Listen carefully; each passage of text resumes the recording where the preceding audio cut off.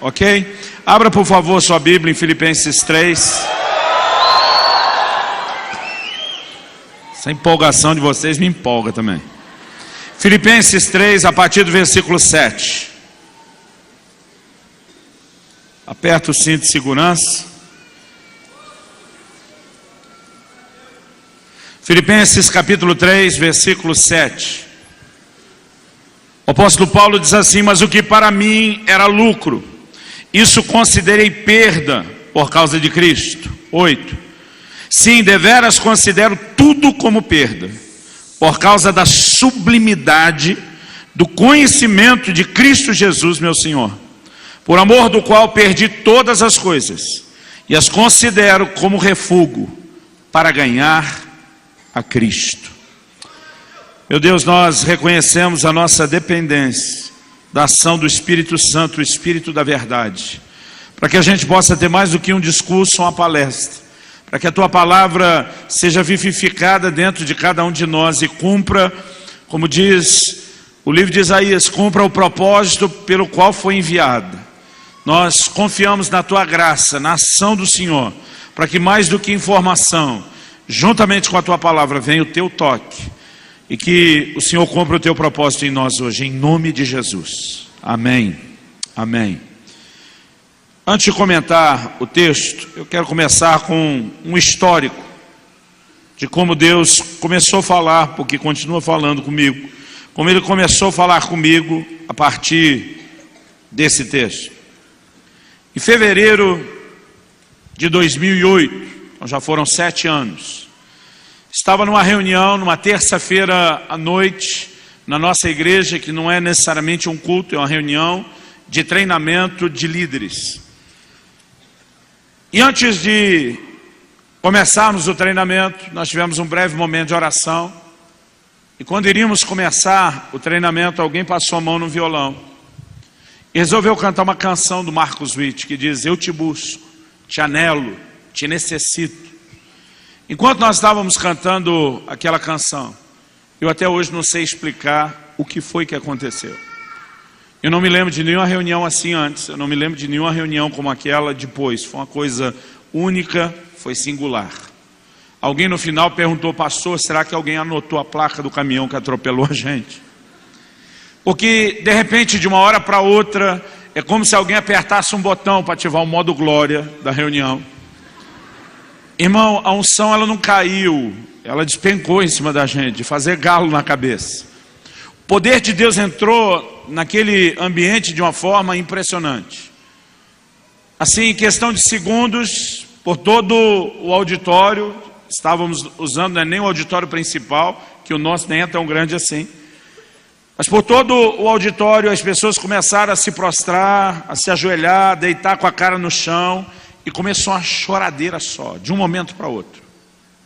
Eu me vi chorando que nem criança, descontroladamente. E o que vinha muito forte dentro de mim era um sentimento de arrependimento. Arrependimento por não estar buscando a Deus como deveria. E eu confesso que quando eu entendi esse sentimento de arrependimento, por não estar buscando a Deus como deveria, e eu creio que Paulo está dando para nós uma noção aqui em Filipenses do que é buscá-lo como deveria. Ele diz: o que para mim era lucro, o que antes para mim era importante, ele diz: eu considerei perda por causa de Cristo. Ou seja, é só porque algo mais importante entrou no cenário, que o que antes era importante agora perde a sua classificação, cai para um lugar de inferioridade, para um patamar bem inferior. Ele insiste, diz no versículo 8: sim, deveras considero tudo como perda. Paulo não está querendo dizer que não sobrou nada de bom na vida dele, mas ele diz: por causa da sublimidade do conhecimento de Cristo Jesus, meu Senhor. Ele diz: todo o resto perdeu seu valor. Qualquer outra coisa deixou de ser importante. E naquele momento isso começou a vir muito forte dentro de mim. E eu gostaria de estar aqui podendo testemunhar para você que a minha reação foi mesmo me quebrantar e dizer: é verdade, isso tem que mudar. Mas o que eu percebi dentro de mim foi, na verdade, uma reação muito carnal. Eu não gostei daquele sentimento de arrependimento. Por quê? A virada de 2007 para 2008 foi um momento que eu poderia chamar de histórico na minha vida.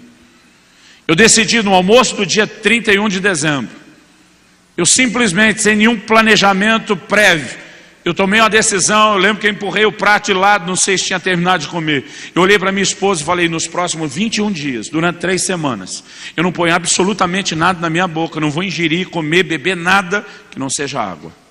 E ela me olhou assustada. Eu nunca tinha feito até então nenhum jejum maior do que 14 dias. E ela falou: Deus te pediu isso? Eu falei: não, vou fazer porque eu quero. Falei para ela: eu quero buscar a Deus nesse ano de 2008 como eu nunca busquei na minha vida. Eu quero fazer para Deus loucuras que eu nunca fiz. Irmão, pensa num ano onde eu quebrei todos os meus recordes, todas as minhas marcas. Cheguei a ler a Bíblia 2 vezes no mês, uma vez em 9 dias naquele ano. Eu decidi que eu ia ler a Bíblia como eu nunca tinha feito. Fiquei quase louco quando eu li em 9 dias, mas eu li. Um dia desse, um amigo meu falou só para dizer que eu bati sua marca. Fiz em 7 dias. Eu falei para ele: eu te odeio. Mas eu falei para ele: isso deixou de ser uma competição para mim há muito tempo. E eu compartilhei rapidamente com ele o que eu estou falando para você. Porque até aquele momento, isso era parte do meu entendimento. Eu tenho que fazer mais para Deus, eu tenho que buscá-lo. E eu comecei isso, querido, movido unicamente por paixão. Eu não fiz nenhum voto, eu não ofereci nada a Deus em troca de coisa nenhuma. Eu de fato queria buscá-lo mais.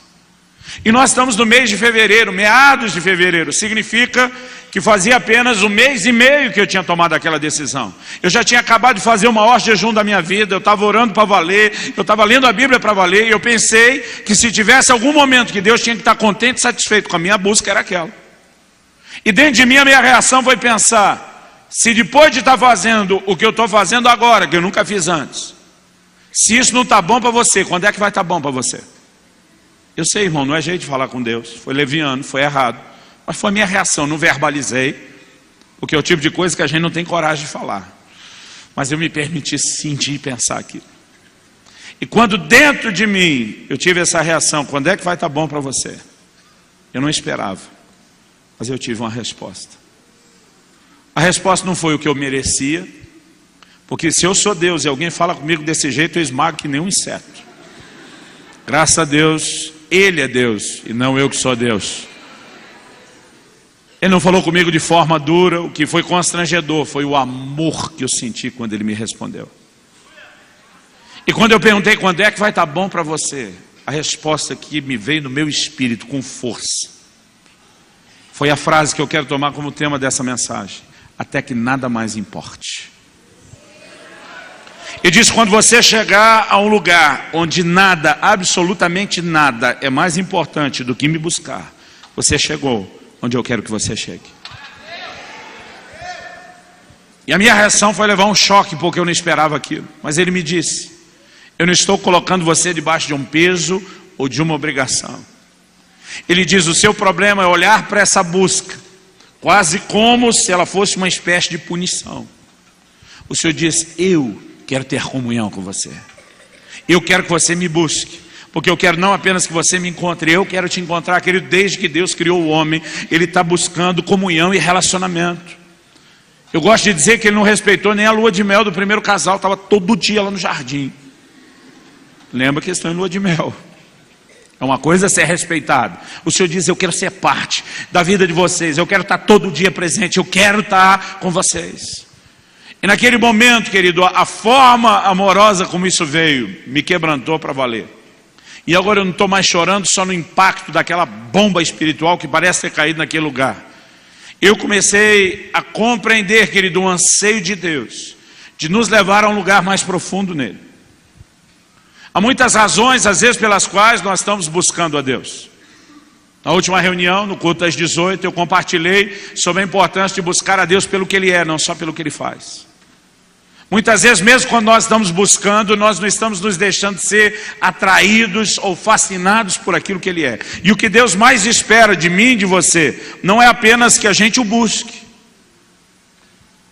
Porque na verdade o homem foi criado para buscar a Deus, mas Deus não espera que apenas a gente o busque. Existe uma forma e um padrão de buscá-lo. E é sobre isso que eu quero falar hoje. Abra sua Bíblia em Atos no capítulo 17, nos versículos 26 e 27. E eu quero te mostrar que Paulo, na pregação dele em Atenas, ele nos revela por que o homem foi criado. Isso precisa ser recebido por mim e por você com um certo teor de importância. Porque quando Deus aponta uma razão pela qual a gente existe, a gente precisa entender que isso é distinto de muita outra coisa. Atos capítulo 17, versículos 26 e 27. Paulo diz assim: de um só, uma clara referência a Adão, fez toda a raça humana para habitar sobre toda a face da terra, havendo fixado os tempos previamente estabelecidos e os limites da sua habitação, para buscarem a Deus. Diga comigo, para buscarem a Deus. Fala para alguém ao seu lado, para buscarem a Deus. Agora, olha para cá um instante. De um só homem, Deus fez todas as raças e tribos dos homens, definiu os limites da sua habitação, o tempo. Para que Deus, de um só homem, fez toda a humanidade, definiu onde moraria e o limite que ele teria que respeitar, incluindo o seu tempo? O texto diz: para buscarem a Deus. Você existe para buscar a Deus. Você foi criado para buscar a Deus. A razão ou o motivo principal da sua existência é buscar a Deus. Você pode dizer amém? O texto ainda diz assim: se porventura, tateando, o possam achar. Se bem que ele não está longe de cada um de nós.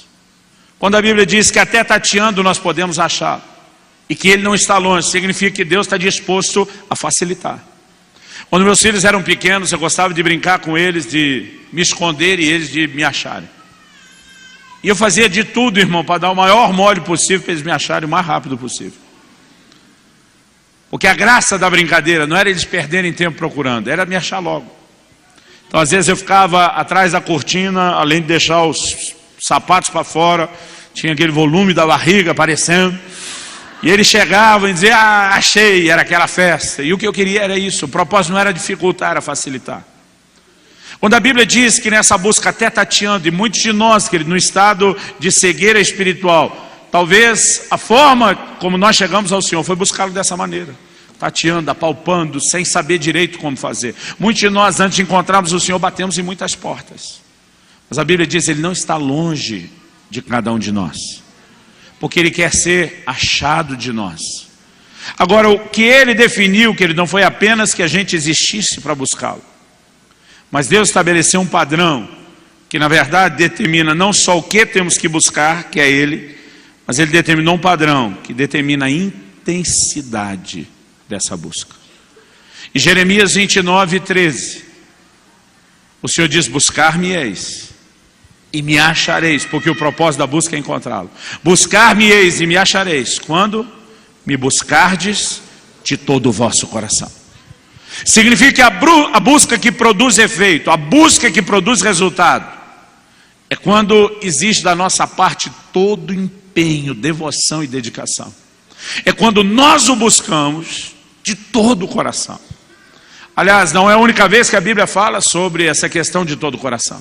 Quando perguntaram para Jesus qual é o maior de todos os mandamentos, ele nem titubeou. Ele diz: amarás ao Senhor teu Deus de todo o teu coração, com toda a tua alma, com todo o teu entendimento, com todas as tuas forças. A Bíblia mostra que amar o Senhor não é apenas o primeiro mandamento, mas é amá-lo com amor total, é amar com tudo que é em nós. Em outras palavras, Deus não espera apenas uma busca naquele padrãozinho meia boca. Deus espera que a gente o busque para valer. Deus espera que a gente possa empenhar tudo de nós nessa busca. E qual foi a razão pela qual ele começou a me corrigir naquele dia? Eu achava que ele não deveria estar me corrigindo, porque eu dizia: eu estou te buscando como nunca antes. O Senhor me disse: você não está empenhado em me buscar como nunca esteve. Você só está quebrando seus recordes. Você está lendo mais a Bíblia do que já leu antes. Você está jejuando mais dias do que já jejuou antes. Você está orando mais horas do que o que orava antes. O Senhor diz: muitas vezes não há prazer no seu coração. E para que eu pudesse ler a Bíblia aquela quantidade de vezes, eu tinha me obrigado a ter uma meta de capítulos que eu tinha que bater todo dia, para não acumular no final. Aliás, a única razão pela qual eu li a Bíblia em 9 dias foi porque eu estava devendo uma e faltava 9 dias para acabar o ano. Não foi por esse amor todo pela palavra. Foi porque eu tinha me comprometido a isso. E eu tinha que pagar o voto que eu fiz. Nessa altura do campeonato, o Senhor fala comigo e diz muitas vezes, você chega em sua casa, está lá 2, 2h30, quase 3 da manhã, você está com a Bíblia aberta, porque tem que pagar a sua cota, você está quase dormindo em cima dela, mas não posso dormir. E o Senhor diz, não há prazer no seu coração em estar fazendo o que você está fazendo. E algo que eu entendi muito forte da parte de Deus naquele dia, foi que Ele me fez lembrar de uma história interessante. A gente como pastor acaba lidando com muita coisa. Eu já estou há 20 e tantos anos só no ministério pastoral. Eu me lembro de um casal, na verdade uma situação, onde houve uma discussão entre o marido e a mulher, e eles quiseram de alguma forma que a gente participasse, que eu mediasse aquela conversa. Quando eu cheguei, o marido estava indignado, falou, pastor, essa mulher é uma louca. Eu falei, calma, Jó chamou a mulher dele de louca, mas tinha razão, vamos ver se você tem razão. Falou, faz quase 20 anos que nós somos casados, não me lembro se era quase 20, um pouco mais de 20, em torno de 20. Faz cerca de 20 anos que nós somos casados. A vida inteira, essa mulher me perturba para eu ir com ela no supermercado. Pastor, eu odeio supermercado. Eu falei, tem um time grande de marido que odeia supermercado. Mas eu falei, prossiga com a história. Eu fui depois de em torno de 20 anos, resolvi agradar essa mulher. Resolvi ir com ela para o supermercado. Ele disse, eu acredito que quando eu voltei, essa mulher olhou para mim e falou, eu nunca mais quero que você vá comigo no supermercado. Eu falei, eu acredito, irmão, eu acredito. Porque elas são realmente imprevisíveis. Quando eu falei isso, a irmã ergueu a mão, já querendo a palavra para se defender. Falei, pode falar. Ela falou, pastor, eu nunca quis que ele fosse comigo no supermercado. Quando ela falou isso, você quase endemoniou. Eu estou falando que é louca, eu tenho dessa. Eu falei, calma, agora é a hora dela, é a vez dela. Falei, irmã, eu acho difícil você ou qualquer outra esposa nunca ter querido que o marido fosse no supermercado. Eu acho que você vai precisar me explicar isso melhor. Ela falou, pastor, eu nunca quis que ele fosse. Ela diz, o que eu queria é que ele quisesse ir. Irmão, foi tão profundo o raciocínio da mulher que acho que levou uns 5 minutos para entender. Ela falou, para ele ir do jeito que foi, resmungando que está demorando, que isso, que aquilo, o tempo todo, eu preferia que não fosse. Ela diz, porque parece que aquilo era uma punição, parece que era um castigo ao qual ele foi submetido. Ela diz, eu não queria que me acompanhar fosse um castigo. Eu sei, irmão, que as mulheres são um pouco mais românticas do que os homens. Eu sei que a maneira de homem e mulher lidar com compra no mercado também é diferente. Por exemplo, o homem, não importa quão inteligente, quão brilhante seja, o cara pode gerenciar uma empresa enorme, muitos funcionários, uma tarefa. Quando o assunto é tarefa doméstica, ele sofre um emburrecimento profundo. Além de que, se a gente vai no supermercado, tem que dar uma lista. E a gente não vai trazer nada que não esteja na lista. Ainda vai dizer depois, mas não estava na lista. O cara pode ter saído do banheiro, não tem papel higiênico, não está na lista, ele não compra papel higiênico. Porque parece que ele não consegue pensar nessas coisas. E se está lá na lista, uma latinha de leite condensado, ele vai passar lá, pegar a latinha de leite condensado, colocar no carrinho e seguir para o caixa. Já a mulher é diferente. Quando ela pega a lata de leite condensado, ela olha atrás para ver se ela já tem a receita. Se tiver 3 receitas novas, diferentes, ela vai pegar 3 latas de leite condensado. Se você perguntar, pastor, qual é o certo, qual é o errado, não tem. O homem vai 3 vezes buscar a lata, a mulher uma vez só, pega 3 de uma vez. Mas o problema é a maneira como cada um lida com isso. Eu acho que a irmã tinha exagerado um pouco na expectativa de que o homem que não discute a relação direito nem em casa, talvez ia abrir o coração lá no mercado, empurrando o carrinho, eu não sei. Mas o fato é que com a atitude dele, ela falou, pastor, eu não quero que isso se repita. Se isso é um sofrimento para ele, eu prefiro liberá-lo. Ela diz, o que eu queria não é que ele fosse, é que ele quisesse ir. Nesse dia Deus me fez lembrar dessa história. E eu entendi que basicamente o que ele estava me dizendo é, o que eu queria não era que você me buscasse. O que eu queria é que você quisesse me buscar. Porque há uma diferença enorme, querido, entre uma coisa e outra. Deus não estabeleceu um padrão de oração, de leitura bíblica, de jejum, de adoração devocional, nada como se isso fosse uma espécie de punição. Ele nunca quis que a coisa fosse dessa forma. O que Deus esperava era que o nosso coração se inclinasse a Ele, é que nós o desejássemos, é que nós de fato tivéssemos interesse em buscá-lo. Quem está entendendo, diga amém. C.S. Lewis fez a seguinte afirmação: o cristianismo, se é falso, não tem nenhuma importância. Se é verdade, tem infinita importância. O que ele não pode ser é de moderada importância. Se o que a gente crê, querido, é tudo verdade, isso é a coisa mais importante que existe. Se não é verdade, não tem importância nenhuma. O problema é que a maioria de nós trata as coisas de Deus, a vida cristã, como se ela fosse só de moderada importância. E Deus não quer um lugar de moderada importância na minha e na sua vida. Ele quer ser o centro, Ele quer ser o primeiro, Ele quer ser o nosso alvo principal. E Ele não espera que a gente faça isso apenas pela obrigação de fazer, mas por desejá-lo. E nesse dia eu comecei a entender porque Deus estava querendo me levar a um lugar de arrependimento. Porque a minha busca, querido, não estava agradando a Deus. Eu, na verdade, estava querendo quebrar meus recordes, superar minhas marcas, melhorar o quê? A minha performance. E Deus nunca esteve interessado, querido, na performance de vida cristã, se for vazia de um coração inclinado a Ele. Jesus cita o profeta Isaías e diz: foi de vocês que ele estava falando, quando disse: esse povo me honra com os lábios, mas o seu coração está longe de mim. E diz: em vão me adoram. E diz: se for só para ficar falando e cantando, e o coração não está inclinado para mim, ele diz: está perdendo é tempo, nunca foi o que eu quis. E eu confesso que isso entrou como uma bomba. Eu não tinha apenas muitos anos de vida cristã, mas muito tempo de ministério quando isso aconteceu. E a minha reação foi dizer: Deus, eu acho que eu nunca entendi o que é te buscar. E Ele começou a falar ao meu coração uma outra coisa.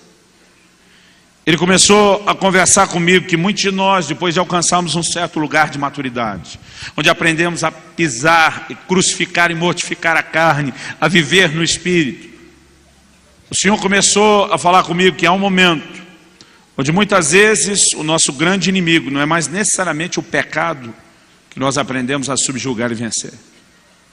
Muitas vezes o nosso inimigo se torna, na verdade, as distrações.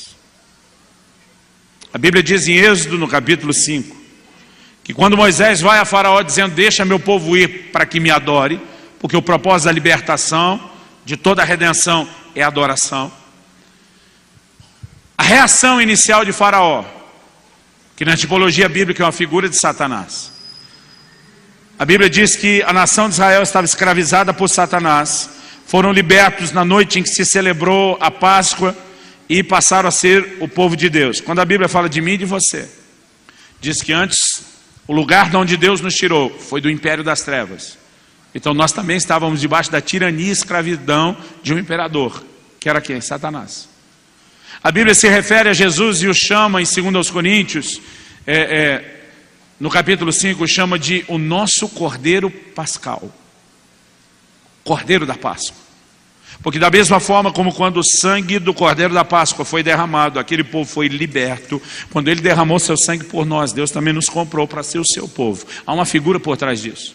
Quando Moisés chega para Faraó e diz: deixa meu povo ir para que me adore, ele diz: adorar. E diz: esse povo deve estar muito ocioso para estar pensando em adoração.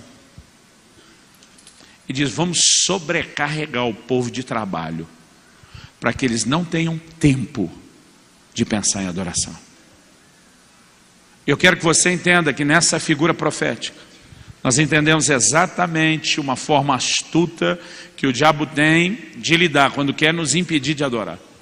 Não é fazer a gente olhar para Deus como se Ele fosse inimigo, não é fazer a gente olhar para Deus como se Ele não fosse digno de ser adorado, mas é sobrecarregar a gente de tarefa e atividade de tal modo que a gente não tenha tempo para pensar em adoração. Sabe o que é isso? Distrações. Alguém disse que um dos grandes benefícios das redes sociais, do Facebook, do Twitter, é que no dia do juízo ninguém mais vai poder dizer que não tinha tempo para orar. Se você só buscar o histórico de navegação de internet, somando minutos e horas todos os dias, a gente não gasta muito tempo em coisa que não merecia tanto tempo. e pouco tempo em coisa que merecia toda a nossa atenção. E não é necessariamente pecado, mas são distrações. Pastor, você está pregando contra a rede social? Não, irmão, me segue lá, @Luciano Subirá. Eu creio que isso pode ser edificante, pode servir aos propósitos do reino. Eu creio que a gente pode usar. Estou falando, querido, sobre o que nós damos importância. E o lugar onde nós gastamos tempo reflete a nossa importância. A importância que nós damos a algo. Eu comecei a perceber, não só nesse texto de Êxodo 5, abre comigo em Lucas no capítulo 14, por favor. Lucas capítulo 14, a partir do versículo 15.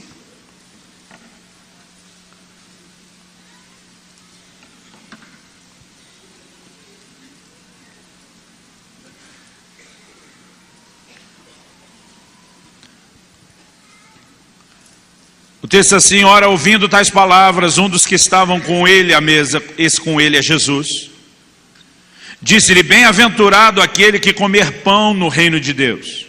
Ele, que é Jesus, respondeu: certo homem deu uma grande ceia e convidou a muitos. Fica comigo, convidou a muitos. O texto diz assim: a hora da ceia enviou seu servo para avisar aos convidados: vinde, porque tudo já está preparado. Não obstante, todos a uma começaram a excusar-se. A NVI diz apresentar desculpas. É isso que significa excusar-se. Disse o primeiro: comprei um campo e preciso ir vê-lo. Rogo-te que me tenhas por escusado. Versículo 19. Outro disse: comprei 5 juntas de bois e vou experimentá-las. Rogo-te que me tenhas por escusado. Versículo 20. E outro disse: casei-me e por isso não posso ir. Qual a reação desse homem? Voltando o servo, 21, tudo contou ao seu senhor. Então, irado, o dono da casa disse ao seu servo: sai depressa para as ruas e becos da cidade, traz para aqui os pobres, os aleijados, os cegos, os coxos. Depois lhe disse o servo: está feito como mandaste, ainda há lugar. Respondeu o senhor: sai pelos caminhos e atalhos, obriga-os a entrar, para que fique cheia a minha casa. No entanto, ele diz no 24: vos declaro que nenhum daqueles homens que foram convidados provará a minha ceia. Deixa eu te dizer algo, querido: Deus não é um Deus de desperdício. Ele diz aos seus discípulos: não lance pérola aos porcos. Se o porco não vai tratar pérola como pérola, não vai dar valor, não vai receber isso como deveria, nem jogue para ele. A gente fala muito sobre o quanto a presença de Deus é importante para nós. Mas a pergunta é: a gente tem dado a Deus e a sua presença o devido valor? Eu não estou falando de vir na igreja, nem estou falando de você ter o seu momento devocional, que é importantíssimo também. A pergunta é: nós estamos dando devido valor? Porque o que eu percebo aqui é gente apresentando desculpas. Se você olhar as desculpas, elas parecem até ser algo lícito. Não só lícito, algumas delas têm cara de resposta de oração, de bênção de Deus. No versículo 18 a gente vê um camarada dizendo: comprei um campo. O cara adquiriu uma propriedade. Irmão, não sei você, mas para mim, adquirir uma propriedade, seja casa própria, um lugar para um negócio, o que for, tem cara de bênção. Significa uma conquista. Ele diz: comprei um campo e não posso ir. Não existe nada de errado em poder comprar ou adquirir o campo, querido. Agora, quando o que quer que seja, mesmo que tenha a cara de bênção de Deus, começa a concorrer com o chamado dele para uma ceia. Ceia, banquete na Bíblia, que ele não fala só de gente sentar e comer, fala de comunhão, fala de intimidade. Os convidados no início foram selecionados, não era para qualquer um. E o problema não é se eu e você vamos ter ou não ter propriedade nessa vida. A questão é se isso, ainda que seja algo justo, lícito, resposta de oração, ou até com cara de bênção de Deus, começar a servir de desculpa para que a gente não o busque. Então algo está errado. E não está errado com a propriedade, está errado com o lugar que ela passou a ter no nosso coração. O segundo diz: comprei 5 juntas de boi. Isso eram os tratores da época. Os camaradas para arar a terra, para colher, dependia da mão de obra. A gente pode chamar isso dos New Holland, dos tratores de ponta da época. 5 novas juntas de boi significa o quê? A produtividade vai aumentar. O negócio está sofrendo uma melhoria, um aperfeiçoamento, um avanço. Significa que mais dinheiro vai entrar. Se você me perguntar, pastor, é ruim que os negócios melhorem? Não, querido, é bom. Isso pode ser resposta de oração, pode ser bênção de Deus na sua vida. Desde que não seja desculpa que a gente vai usar para não estar buscando a Deus. O terceiro, e de tudo aqui, o que mais tem cara de bênção de Deus para mim é o terceiro. E eu oro para que aconteça na sua vida. Casei-me. Irmão, vou fazer 20 anos de casado esse ano. Minha oração pelos meus filhos, por muita gente que eu conheço, digo, Deus, dá para eles um casamento que seja pelo menos parecido com o meu. Casei-me. Irmão, casamento é ideia de Deus, é criação de Deus. A Bíblia diz que o que encontra uma esposa alcançou o favor do Senhor. Se tem algo que não dá para falar contra, é isso. Mas eu quero te dizer, querido, até mesmo o casamento, ideia de Deus, plano de Deus, bênção de Deus, se tornar uma desculpa para que a gente não busque a Deus, ele tomou o lugar errado. E muitas vezes nós não percebemos o quanto as coisas acabam nos distraindo. Eu me lembro anos atrás, quando meu filho era mais novo, está com 17 anos hoje, e quando o PlayStation 2 era novidade. Então estamos falando de um bom tempo. Eu lembro que um dia eu apareci em casa com o tal do PlayStation. E alguns jogos. Irmão, pensa no menino que ficou feliz. Mais feliz. Ele me abraçava, me beijava. Pai, você é o cara, eu amo você. E eu todo orgulhoso. Consegui dar algo bom para o meu filho. Ele vai me amar cada vez mais por essa. Irmão, pensa no negócio que começou a me deixar enciumado. Era o tal do Play 2. Porque antes eu chegava de viagem, eu viajo em média 3 dias por semana. Toda quinta, sexta, sábado, normalmente prego fora. De domingo a quarta é minha rotina. Hoje ela foi quebrada, não estou na minha igreja nem na minha cidade. A maior parte do tempo, dos 10 anos que eu moro em Curitiba, eu sempre procurei morar perto do aeroporto. Então, meu combinado com a minha esposa sempre foi, você não precisa nem me esperar, a hora que o avião aterrissar, eu ligo o celular, te aviso. O tempo de eu sair, pegar as malas, era o tempo que ela precisava chegar para me buscar. Então, quando eu ligava e ela saía para me buscar, meus filhos já começavam a se preparar em casa, papai está chegando. Em 20, 30 minutos no máximo, entre o tempo dela ir e o tempo de voltar, papai está em casa. Eles ficavam naquela ansiedade. Quando eu passava pela porta, era aquela festa, pulava em cima de mim, me abraçava. Irmão, depois do Play 2, quando eu abria a porta, minha filha vinha correndo abraçar minha perna. Eu fazia a maior festa com ela. Aí eu perguntava, Israel, cadê você? Já vai, pai, só vou passar de fase, só vou passar de fase.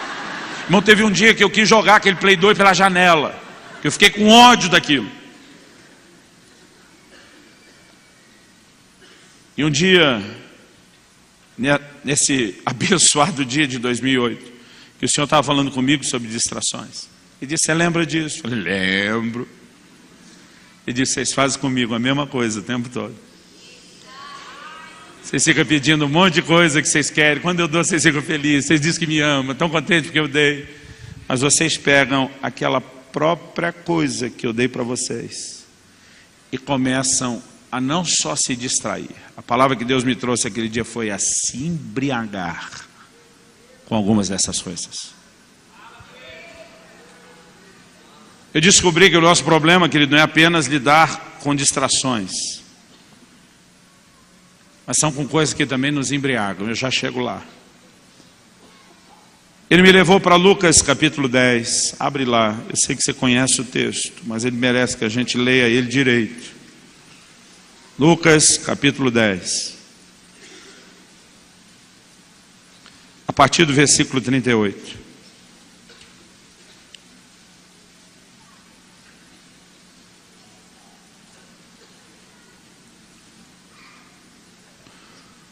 O texto diz, indo eles de caminho, entrou Jesus num povoado, e certa mulher chamada Marta hospedou na sua casa. Tinha ela uma irmã chamada Maria, e essa quedava-se assentada aos pés do Senhor, a ouvir-lhe os ensinamentos. Marta agitava-se de um lado para outro, ocupada em muitos serviços. Tem uma versão que diz distraída em muitos serviços. Então se aproximou de Jesus e disse, Senhor, não te importas de que minha irmã tenha deixado que eu fique a servir sozinha? Ordena-lhe, pois, que venha ajudar-me. É interessante o que Marta faz aqui. Eu não sei se você já presenciou alguma cena dessa, eu já. De gente que está aborrecido com a outra e fala como se ela não tivesse presente. Já vi marido e mulher brigado, usando o filho no meio da conversa. Um está na frente do outro, diz: menino, fala para o seu pai. Nem deu tempo do menino falar porque o outro está ouvindo. A parte do lado de lá, o pai responde: menino, fala para sua mãe, né? E um está falando com o outro como se não tivesse presente. Provavelmente Marta tentou de tudo, deve ter passado, encenado, chamado Maria. Eu imagino Maria fingindo que não é com ela, diz: daqui não sai, daqui ninguém me tira. E ela com certeza deve ter se irritado: só eu que estou trabalhando para servir Jesus? Ela vai ficar aí sentada de boa? Então ela vai pedir ajuda de Jesus, achando que Jesus vai ficar do lado dela. E toma-lhe uma invertida, que é eternamente lembrada, registrada na Bíblia. Versículo 41, respondeu-lhe o Senhor: Marta, Marta, andas inquieta e te preocupas com muitas coisas. Fala comigo, muitas coisas. 42, ele diz assim: entretanto pouco é necessário, ou mesmo uma só coisa. Irmão, vamos parar e pensar. Primeiro nós vimos que Deus criou o homem para buscar a Deus. Agora Jesus está dizendo: poucas coisas na vida realmente são necessárias. Ele diz, na verdade, uma só. Se espremer bem, só sobra uma. Ele diz assim: Maria escolheu a boa parte. Maria escolheu a coisa certa. E Jesus disse: essa não lhe será tirada. Sabe o que ele está dizendo? De jeito nenhum que você tira ela daqui. Agora eu não quero que você pense só na atitude louvável de Maria. Eu quero que você pense na classificação de Jesus. Uma só coisa é necessária. Se a gente existe para buscar a Deus, querido, e não estamos dizendo que não vão fazer mais nada. A Bíblia diz que quem não trabalha, isso não coma. A gente tem que trabalhar. Mas se a gente existe para buscar a Deus, se essa é a razão principal da nossa existência, o que realmente importa? É buscá-lo. Mas Deus nunca pediu que isso fosse atitude exclusiva. Fica buscando 24 horas, não faz mais nada, não come, não dorme, não trabalha. Ele nunca pediu isso. Mas Ele queria ser a prioridade. Ainda que a gente possa fazer outras coisas. Agora, quando outras coisas concorrem com esse lugar, elas se tornaram distrações. E o problema é que distração, diferente de pecado, não vem com cara de inimigo, mas consegue nos afastar dele. Deus me fez lembrar daquilo que Noé fez. A Bíblia diz que Noé plantou uma vinha. Irmão, depois do dilúvio, a terra nunca teve tão bem regada. O negócio devia estar fácil de plantar e colher. A Bíblia diz que Noé plantou uma vinha e colheu o seu fruto. Para os povos antigos, em especial do Oriente, o momento da colheita sempre foi hora de festa, de celebração. Por quê? Era um momento de gratidão. Os pagãos agradeciam aos seus ídolos, aos seus falsos deuses. O povo de Deus sempre celebrou diante de Deus, festa de primícias e tudo mais. Noé ama o Senhor, é temente a Deus, é o cara exemplar, é quem sobrou de uma geração. Na hora da colheita ele vai fazer festa. É de se imaginar ou deduzir que ele está demonstrando gratidão a Deus, mas ele empolgou na festa. E bebeu demais do fruto do seu trabalho, que era a vinha que ele plantou. E ficou embriagado.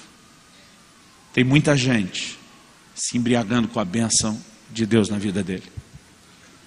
Tem muita gente que orou para estar na universidade e depois se perdeu no lugar onde deveria ser sal e luz. Tem muita gente que orou por um relacionamento e agora está deixando que esse relacionamento te arraste para a imoralidade, para longe de Deus. Tem muita gente que buscou um emprego, que hoje é a grande desculpa para que ele não continue mais intenso em Deus. E a lista pode ser enorme. Eu tenho certeza que o Espírito Santo vai te dar alguma ideia de algo que na sua vida às vezes possa te embriagar. As distrações, elas entram com essa cara de que não parece ser inimigo e nos roubam. Em Isaías, no capítulo 5, eu já quero encerrar logo, eu prometo que não vou demorar muito. Isaías capítulo 5,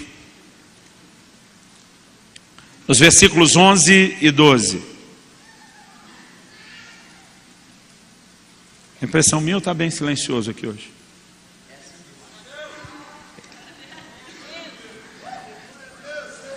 Isaías, capítulo 5, versículo 11 e 12. Ok, já defenderam vocês, está todo mundo pensando, processando. Na manhã daquela terça-feira abençoada, onde Deus me pegou de jeito e me atropelou, eu estava lendo a Bíblia. Eu não me lembro se foi aleatoriamente, se estava na leitura corrida, mas eu passei por esse texto, Isaías 5, 11 e 12. E quando eu cheguei nesse texto, eu enrosquei nesse texto. Eu não sei explicar o que é isso, mas tem hora que tem um texto que chama atenção, que ele te prende. Eu não vi sentido nele, pensei, tem nada aí não. Mas o dia inteiro ele ficou me perseguindo, martelando na minha cabeça. O texto diz assim: ai dos que se levantam pela manhã e seguem a bebedice e continuam até a alta noite, até que o vinho os esquenta. Liras e harpas, 12, tamborins e flautas e vinho há nos seus banquetes. Porém não consideram os feitos do Senhor, nem olham para as obras das suas mãos. O dia inteiro esse texto vinha na minha cabeça, não tem nada a ver comigo. Nasci e cresci num lar cristão, nunca bebi, meus pais nunca beberam, esse negócio tem nada a ver comigo. E o texto ficava voltando, dizia: Deus, o senhor deve ter errado de endereço. Eu não tenho problema com esse negócio de encher a cara não, não é comigo. E foi assim o dia inteiro. À noite, quando ele começou a falar comigo sobre embriaguez, e diz: o que eu estava tentando falar com você o dia todo, e você não percebeu, é que embriaguez não é algo físico e literal apenas. Jesus diz em Lucas 21, guardai que os vossos corações não sejam encontrados carregados de embriaguez por ocasião da sua vinda. E quando você olha, ele não está falando de bebida ou de álcool literal. Porque há coisas que embriagam a gente. Há coisas que nos fascinam, há coisas que nos seduzem, e há coisas que nos anestesiam para a importância das demais. O que o texto está dizendo, querido? Desde que a humanidade existe, parece que a festa tem alguns elementos. O texto fala de banquete, tem comida. O texto fala de liras, harpas, tamborins e flautas, tem música. E o texto fala de vinho, tinha bebida. Mas o texto diz que eles se levantam pela manhã, seguem a bebedice até a noite. É festa o dia inteiro. Mas o texto termina dizendo assim: porém não consideram os feitos do Senhor, nem se lembram das obras das suas mãos. Pensa numa coisa, querido, que se não for devidamente dosada, vira maligna na nossa vida, se chama entretenimento. Leonard Ravenhill diz no seu livro Porque Tarda o Pleno Avivamento, que o entretenimento é o substituto diabólico da verdadeira alegria. Obviamente, querido, estou falando do excesso. Tem gente que consegue virar à noite tomando um porre de filme ou seriado, um atrás do outro, mas não consegue lembrar de buscar Deus. Tem gente que vira à noite jogando videogame, crescido, barbado, marmanjo. Inclusive alguns amigos meus, para não ficar mal para você. Mas não se lembra de buscar Deus. Irmão, já teve momento de eu terminar o dia e eu não só não busquei a Deus, como eu nem lembrei que eu não tinha buscado. Eu nem lembrei de lembrar. Esse dia Deus começou a mexer comigo, Ele me chamou a atenção de algumas coisas. Eu não vim aqui te apontar o dedo, eu não vim lançar nenhuma condenação sobre ninguém. Eu estou contando como Ele me corrigiu, na expectativa de que a carapuça sirva. Ele me fez lembrar de um episódio.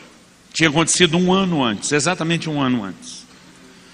Nós tivemos uma conferência de avivamento na nossa igreja. Eu lembro que eu ministrei a primeira noite, a segunda e a terceira foi um amigo nosso que veio muito usado por Deus. Irmão, na segunda noite, quando ele ministrou, já foi uma glória, foi um negócio especial. Quando nós saímos, eu falei: e aí, quer comer? Ele falou: quero comer, mas não queria só comer. Ele falou: cara, faz dias que eu estou num batidão, correndo, trabalhando que nem um louco, pregando, ministrando, viajando. Ele falou: queria me divertir um pouco. Eu falei: o que você quer? Ele falou: cara, se desse para rolar um filme. Eu falei: tem uma locadora que fica aberta. Locadora, na época a gente ia na locadora pegar filme.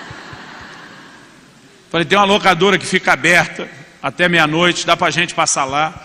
Um dos meus pastores aqui tem uma tela gigante, um surround na sala. Nós pegamos um filme daqueles de ação, movimentado. Não, beleza, é isso. Agitamos tudo, irmão. Comemos, passamos na locadora, pegamos, fomos para casa. para nossa sessãozinha particular de cinema. Quando chegamos lá, o dono da casa não tinha só uma boa sala de cinema. Ele construiu uma espetacular sala de oração. Aquilo é um sonho. E quando nós chegamos, estamos se ajeitando, sentando para botar o filme lá, o DVD, ele pergunta para o pastor que pregou: você já conheceu minha sala de oração? Ele disse: já. Ele veio para os meninos da banda estar junto e vocês, nós não. Ele disse: querem conhecer? Eu falei: ninguém vai a lugar nenhum. Eu falei: eu sei o que vai acontecer se nós entrar naquela sala, nós vamos começar a orar. E nós não vamos mais sair de lá, e nós viemos aqui para ver filme. Irmão, falando hoje, soa tão ridículo. Mas foi o que eu fiz. Eu, o pastor principal da equipe, o cara convidou o outro para pregar, e ninguém foi para a sala. Nós sentamos para ver o filme. Agora, irmão, pensa num filme ruim. Não era ruim só no sentido da produção, era ruim tudo, o efeito. Nós saímos de um culto glorioso. Quando terminou aqui, e sabe aquela teimosia que você diz: não pode ser tão ruim, vai melhorar. Impossível, você vai melhorar. Aí você fica: não, eu perdi o dinheiro já da locação, gastei tempo, eu vou terminar de ver esse negócio. Mas quanto mais você assiste, mais arrependido você fica. Quando chegou no fim, irmão, a gente não arrependeu só do dinheiro e do tempo perdido. A sensação que espiritualmente a gente estava vazio, depois de ter saído de um culto glorioso. Eu lembro que a gente arrependeu ali mesmo e disse: Deus, foi mal, foi muito mal. Alguém falou antes: a gente tivesse ido para aquela sala. Pois é. A gente pediu perdão a Deus. Na noite seguinte, nós tivemos um culto tão glorioso. A glória de Deus veio, mas veio, como vocês falam aqui, com força. Eu lembro que no final do culto, esse meu amigo falou para mim, falou: cara, eu acho que Deus perdoou a gente ontem. Que ele veio mais forte que ontem, ele deu outra chance para nós. Eu ri daquilo, passou. Agora, 1 ano depois, quando ele está me corrigindo, ele diz: lembra que há 1 ano atrás você me trocou por um filme? Falei para Deus: golpe baixo. Sua palavra diz que o Senhor perdoa os nossos pecados, que o Senhor não lembra, que o Senhor joga no fundo do mar. E alguém, se cruzar as duas informações, dá para dizer que é no mar do esquecimento. Você já me perdoou disso, eu já arrependi. Esse negócio acabou, não dá mais para tocar no assunto. Ele falou para mim: você só se arrependeu porque o filme foi ruim.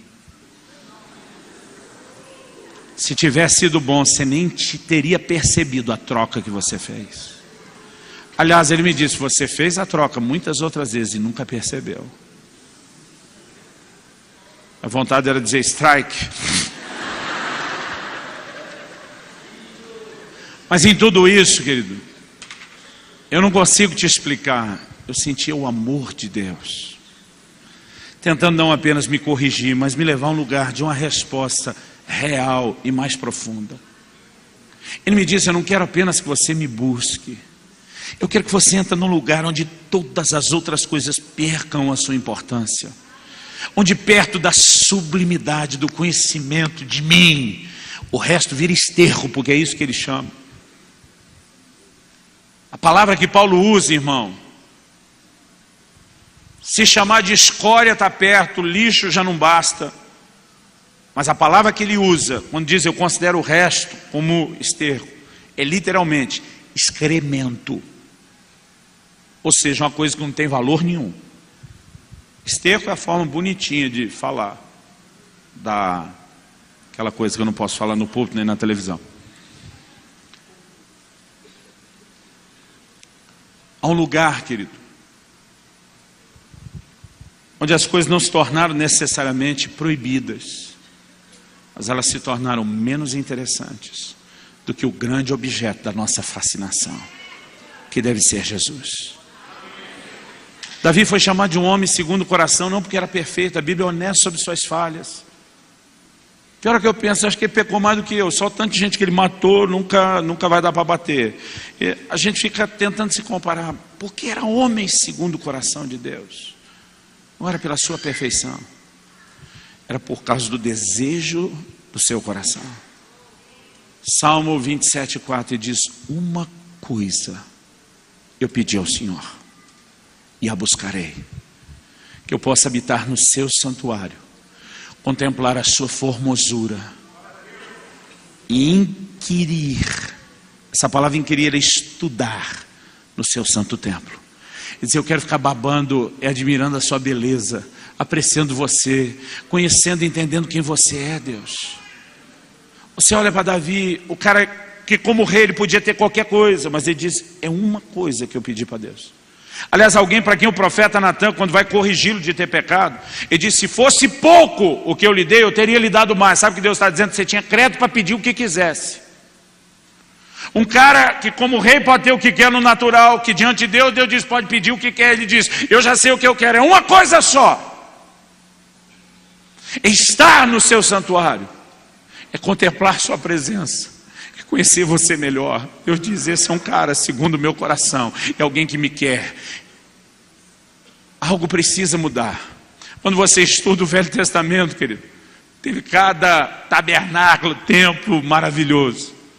A obra que Moisés levanta era uma obra-prima, que Deus diz: os artesãos, por melhores que sejam, não vão conseguir fazer só com a habilidade deles. Eu vou enchê-los do meu espírito. Tenta imaginar a produção, a qualidade que era. Aquilo era um espetáculo. O templo de Salomão nem se fala, suntuoso. O templo de Herodes foi além. Mas no Novo Testamento, o único texto do Velho sendo citado do que Deus tem saudade. Amós profetizou, isso é citado em Atos no capítulo 15: reedificarei o tabernáculo de Davi, que está caído. Sabe o que era o tabernáculo de Davi, querido? Era só a tenda, sem nenhuma beleza, sem nenhum enfeite, sem nenhuma mobília, chão de terra. Ele mandou botar a arca no meio. Ali o propósito não era pedir, não era buscar Deus por interesse. Os levitas se revezavam em turnos, 24 horas por dia, 7 dias por semana, para ficar dizendo: o Senhor é bom, a sua bondade dura para sempre. Havia uma casa onde o único objeto de importância e valor era aquilo que simbolizava a presença de Deus, onde as pessoas se reuniam para buscar não a presença de Deus com nenhum interesse de resolver nenhum tipo de problema, mas apenas para apreciar quem Ele é, apenas para exaltar a sua beleza, apenas para falar a respeito disso. Deus olha lá na frente e diz: a única coisa que eu tenho saudade, que eu quero buscar de volta, é o tabernáculo de Davi, que está caído. Deus diz: isso se perdeu. Há um lugar, querido, onde nós precisamos entrar. Eu quero repetir isso. Eu não vim aqui te apontar o dedo, eu não vim aqui falar mal da sua busca a Deus. Eu quero te dizer: há um lugar mais profundo que aquilo que eu e você já chegamos até agora. Há um lugar melhor, há um lugar onde nós vamos desfrutar a presença de Deus, talvez de uma forma como nós nunca desfrutamos antes, quando Ele se tornar o verdadeiro objeto da nossa busca, porque se tornou o objeto do nosso desejo, porque nós o queremos. Onde Ele pode olhar e dizer: eu não queria que vocês me buscassem, eu queria que vocês quisessem me buscar. E o que Deus está precisando restaurar hoje em dia, querido, não é a busca. Afinal de contas, você está aqui, essa hora da noite. Não dá para falar mal da performance.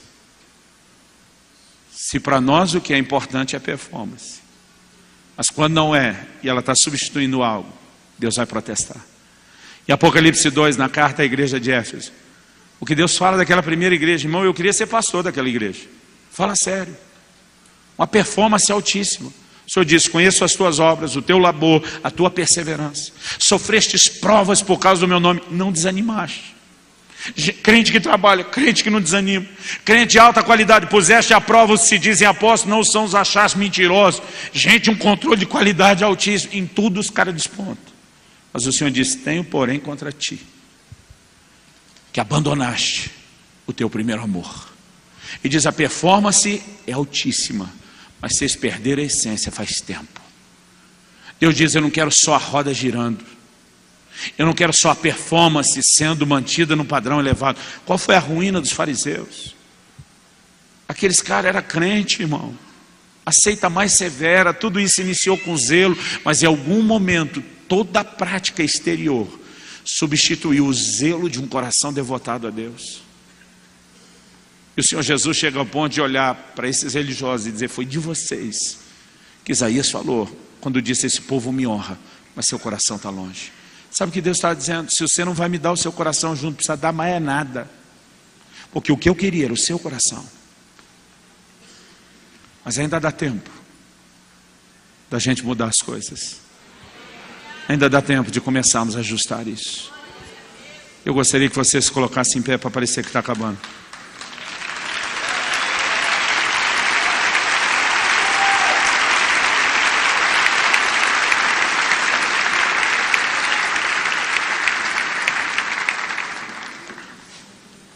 Smith Wigglesworth, considerado um dos grandes ícones do movimento pentecostal, chamado de o apóstolo da fé, liberou numa reunião uma palavra profética que não foi tão entendida ou compreendida nos seus dias. Mas à luz de tudo que nós estamos falando hoje, eu quero que você tente entender o que para muita gente pareceu confuso demais. Quero levá-los a um lugar de insatisfação. Um lugar onde nunca mais voltarão a ficar satisfeitos. Somente satisfeitos com uma satisfação que não pode ser satisfeita.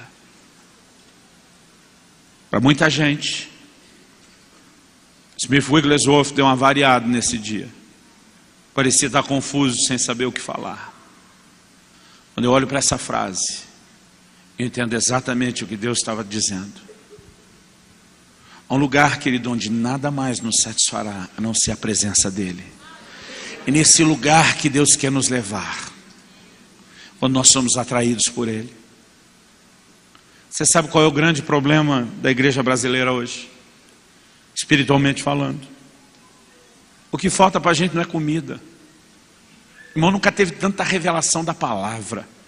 Nunca teve tanto ensino, tanto confronto, tanto alinhamento profético, tanta coisa como que nossa geração está recebendo. Eu acredito que o que está faltando para a nossa geração não é alimento, é fome. Porque nunca tivemos tanto alimento. E eu não me lembro, querido, desde que eu estou servindo ao Senhor, de ver um nível de interesse tão baixo pelas coisas de Deus. Eu creio que foi por isso que Amós profetizou. Amós 8:11, se não me engano, ele diz: eis que vem dias, diz o Senhor, em que enviarei fome sobre a terra. Não fome de pão, nem sede de água, mas de ouvir as palavras do Senhor. O meu clamor a Deus tem sido: Pai, o Senhor está enchendo a nossa nação de alimento, de palavra num nível, numa qualidade como talvez a gente nunca teve na história. Eu tenho ouvido da boca de pastores e líderes de muitos países da Europa. Eles têm dito para mim: o Brasil economicamente pode ser terceiro mundo, mas eles têm dito: nós estamos olhando para a igreja, para o crescimento da igreja, para o louvor e adoração, para as missões dos brasileiros, para o nível de palavra que vocês estão pregando, e nós estamos começando a olhar para vocês como primeiro mundo. Eu pensei: é uma pena que a gente não esteja se vendo dessa forma. O que está nos faltando, querido, não é presença de Deus, não é mover do Espírito, não é liberação da palavra. É gente que se distraia menos e se deixa atrair mais. Quem está entendendo? Eu oro para que o inimigo não distorça o que eu estou falando. Eu não quero que você se coloque num lugar de condenação e culpa. Eu não vim te apontar o dedo. Eu estou insistindo nisso. Eu creio que essa mensagem é um recado amoroso do coração de Deus. De um Deus que diz: eu estou muito mais interessado em você do que você está em mim. E eu quero lutar até que eu consiga uma certa reciprocidade, um certo nível de resposta. Há um lugar, querido, de preenchimento, onde ele se torna o nosso prazer mais profundo. Onde a gente pode dizer: por causa da sublimidade de conhecer você, o resto vai deixar de ser importante. Não vai importar mais. A minha oração é que Deus nos leve a esse lugar onde nada mais importe. Feche seus olhos, por favor.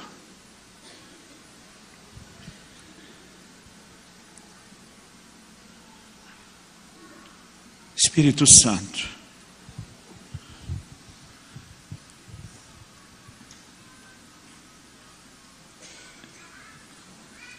nós precisamos de você e do teu agir.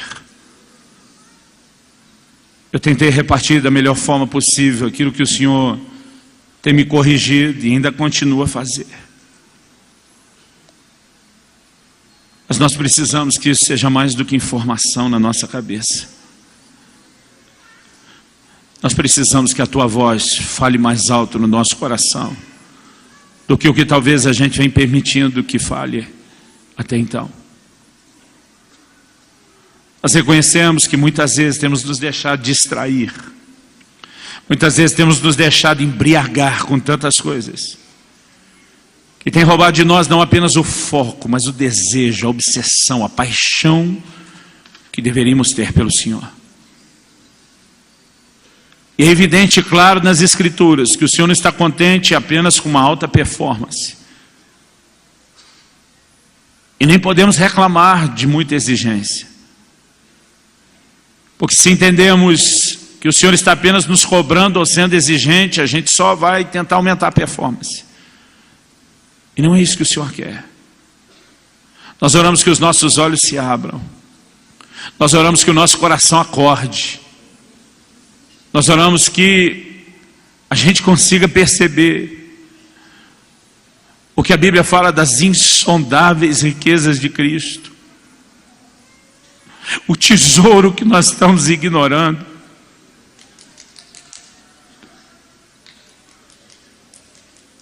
Perdoa-nos, Senhor,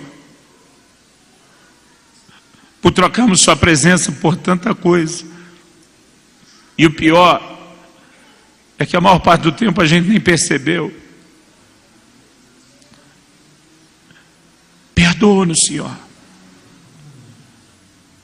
Nós não apenas clamamos o teu perdão em fé, nós o recebemos. Nós nos colocamos hoje debaixo do sangue de Jesus e declaramos que ao sair desse lugar não nos sujeitaremos a nenhuma condenação do diabo. Nós recebemos, ó Deus, nessa noite o teu amor, o teu perdão. Mas nós oramos por uma liberação do teu Espírito em nós, que nos acorde e nos leve para um lugar mais profundo. Eu quero abençoar cada um dos meus irmãos e irmãs nesse lugar. Eu oro por aqueles que nos acompanham à distância, Espírito Santo. Eu oro que o Senhor encontre um lugar de resposta mais profundo em nós, para que a gente chegue a esse padrão de busca, para que a gente alcance aquele lugar onde nada mais importe. Nós clamamos em nome do Senhor Jesus. Em nome de Jesus.